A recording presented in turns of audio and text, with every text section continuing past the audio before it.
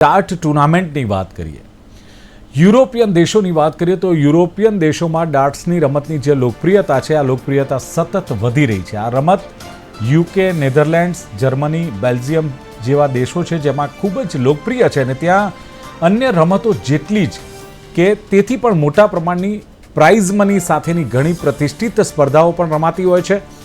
ત્યારે આ રમત હવે આગળ વધે તે માટે ગુજરાત ડાર્ટ્સ સ્પોર્ટ્સ કાઉન્સિલે પણ પ્રયાસ હાથ ધર્યા છે, જે હેઠળ ફેડરેશને પ્રથમવાર ગુજરાતમાં 2 પ્રતિષ્ઠિત ટુર્નામેન્ટના ક્વોલિફાયરની યજમાની હાંસલ કરી છે. આ ટુર્નામેન્ટ 23 થી 28 જૂન 2026 દરમિયાન કર્ણાવતી ક્લબ ખાતે યોજાશે.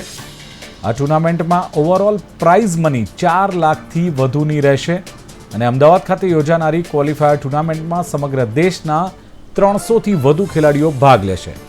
આ ટુર્નામેન્ટ માટે રજીસ્ટ્રેશન 16મી સુધી ઓપન રહેશે.